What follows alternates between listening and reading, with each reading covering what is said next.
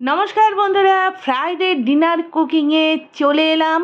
প্রথমে গ্যাসে কড়া চাপিয়ে গ্যাসটা জ্বেলে নিলাম। কড়াতে দিলাম অল্প একটুখানি অলিভ অয়েল, তাতে একটা শুকনো লঙ্কা আর মেথি ফোড়ন দিয়ে দিলাম ওপর থেকে কয়েকটা কারি পাতা, তারপর কুচিয়ে রাখা বিভিন্ন রকমের ভেজিটেবলস, তারপর বেসিক মশলা আর লবণ।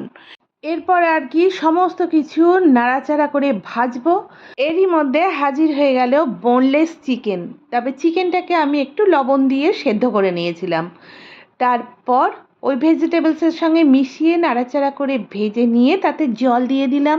এবার এটা রান্না হতে থাক। পাশের ওভেনে আমি 5টা আলু প্রেসার কুকারে সেদ্ধ করে নিলাম।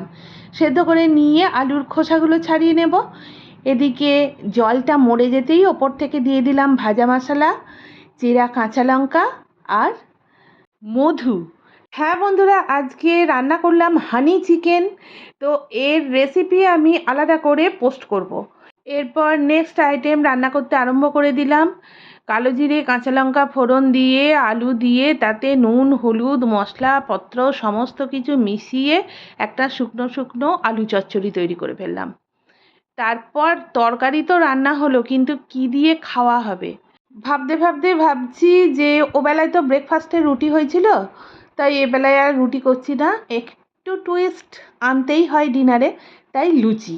হ্যাঁ বন্ধুরা, তবে বেললাম ময়দা দিয়ে।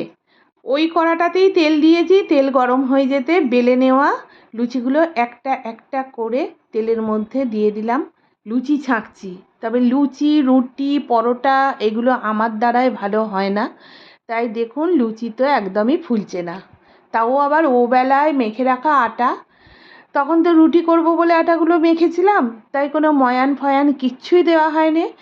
এবেলায় শুধু একটুখানি ওর সঙ্গে তেল মিশিয়ে একটু আবার মেখে নিয়েছিলাম, নিয়ে সেটাকে ময়দা দিয়ে বেলে এইভাবে লুচি তৈরি হলো। যাকে টেবিলে হাজির হয়ে গেছি লুচি, হানি চিকেন আর আলু চচ্চড়ি। জমিয়ে খেতে বসে পড়েছেন আমার হাজব্যান্ড। ওনার তো দারুণ পছন্দ হয়েছে। এবার আমি খাবো, দেখি কীরকম হয়েছে। নতুন ডিশ হানি চিকেন, ওহ একদম ফাটাফাটি টেস্টি।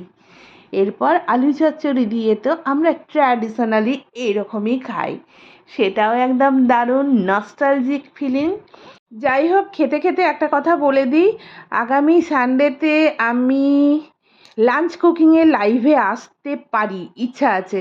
তো দেখা হচ্ছে পরের ভিডিওয়, ততক্ষণ টাটা।